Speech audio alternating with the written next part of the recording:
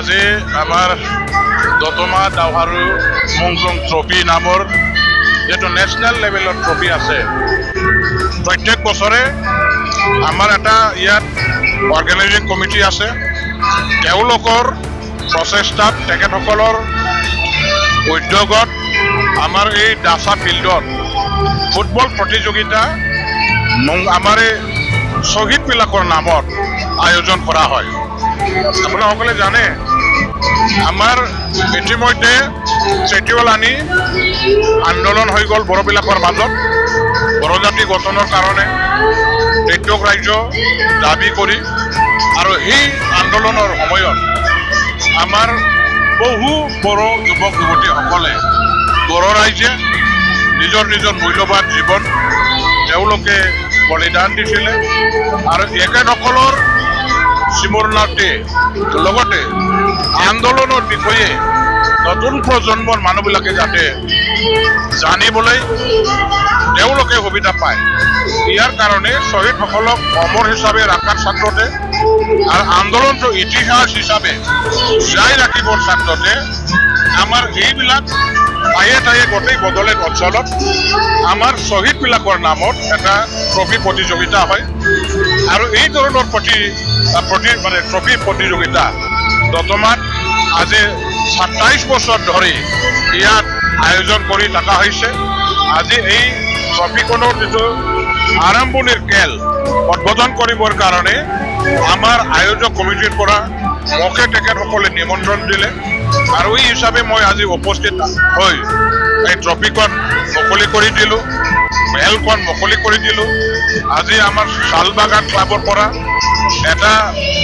team হিচাপে তেওঁলোকে প্ৰতিযোগিতাত অংশগ্ৰহণ কৰিছে বিজেনিৰ পেলিংগা ক্লাবৰ পৰা অংশগ্ৰহণ কৰিছে দুয়োটা টিমৰ খেলুৱৈসকলে এক্সপাৰ্ট মানুহবিলাকে উপভোগ কৰিছে এই অঞ্চলৰ ৰাইজে আমাৰ মাটিয়াছবিলাকৰ নামত যিটো আয়োজন কৰা ট্ৰফি এই ট্ৰফিখন তেখেতসকলে আদৰি লৈছে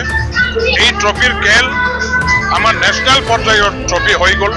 খেল হৈ গ'ল মই ধন্যবাদ জ্ঞাপন কৰিছোঁ দতমা অঞ্চলৰ আমাৰ খেলপ্ৰেমী ৰাইজৰ তেখেতসকলে গ্ৰহণ কৰাৰ কাৰণে আমাৰ শ্বহীদসকলৰ প্ৰতি শ্ৰদ্ধা তেওঁলোকৰ মনত থকাৰ কাৰণে এই ট্ৰফি আজি নেশ্যনেল লেভেললৈ গুচি গ'ল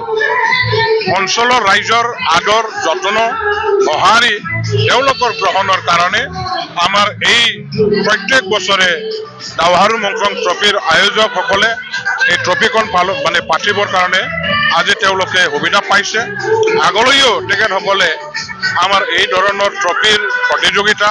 ইয়াত সদায় চলাই গৈ থাকিবৰ কাৰণে যাতে উদ্যোগ লয় আজীৱন জীয়াই ৰাখিবৰ কাৰণে যাতে প্ৰচেষ্টা হাতত লোৱা হয় ইয়াৰ কাৰণে মই আহ্বান কৰিছোঁ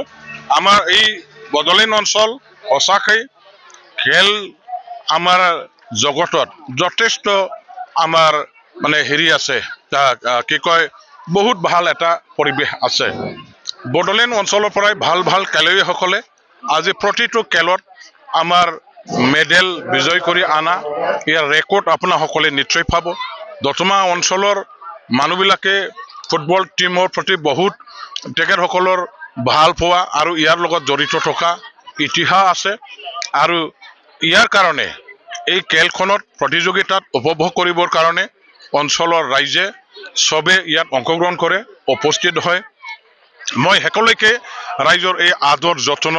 এই খেলে নিশ্চয় পাই থাকিব বুলি আশা ৰাখিছোঁ স্যাৰ যেহেতু বড়োলেণ্ডৰ লগত কোকৰাঝাৰো ফুটবল খেলত ভাল এটা সুনাম অৰ্জন কৰিছে আৰু আগন্তুক দিনত গভৰ্ণমেণ্টে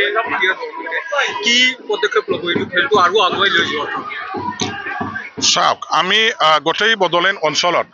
আমাৰ খেল জগতত আমাৰ এই যুৱক যুৱতীসকলক সুবিধা দিবৰ কাৰণে আন্তঃগাঁথনি উন্নয়নৰ নামত যথেষ্ট আঁচনিবিলাক লোৱা হৈছে আমাৰ খেলুৱৈসকলৰ বিভিন্ন ধৰণৰ খেলত তেখেতসকলে যাতে ভালকৈ এজন নিজকে প্ৰতিষ্ঠা কৰিব পৰা বা ক্ৰীড়া বিভাগৰ যিসকল দায়িত্বত থকা অফিচাৰৰ পৰা আৰম্ভ কৰি আমাৰ EM ডাঙৰীয়াসকলে তেওঁলোকে বিভিন্ন ধৰণৰ এইবিলাক সুযোগ সুবিধা প্ৰদান কৰি আহিছে আমাৰ পৰাই BTC অঞ্চলৰ পৰাই আমি বাহিৰতো বিভিন্ন স্থানত ফিজিক্যাল ইনষ্ট্ৰাক্টৰ নানান ধৰণৰ এইবিলাক পঢ়ি আহিবৰ কাৰণে তেখেতসকলক সুবিধা প্ৰদান কৰা হৈছে খেলুৱৈসকলক যত্ন লোৱা হৈছে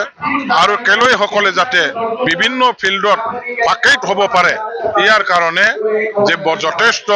নজৰ ৰখা হৈছে আগলৈও আমাৰ বড়োলেণ্ড অঞ্চলত ক্ৰীড়াটো আমি ভালকৈ আগুৱাই লৈ যাবৰ কাৰণে নিশ্চয় আকৌ পলিচি ল'ব লগা আছে ইয়াৰ কাৰণে পদক্ষেপ ল'ব লগা আছে আমাৰ চৰকাৰৰ পৰা বিভাগীয় যিসকল EM আছে অফিচাৰসকল আছে তেওঁলোকে নিশ্চয় মনোযোগেৰে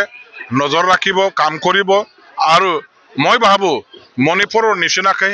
এদিন বড়োলেণ্ড অঞ্চলৰ খেলুৱৈসকলেও নেশ্যনেল ইণ্টাৰনেশ্যনেল লেভেলত নিজৰ সুনাম অৰ্জন কৰিবলৈ সক্ষম হ'ব কিয়নো আমাৰ এই বড়োলেণ্ড অঞ্চলৰ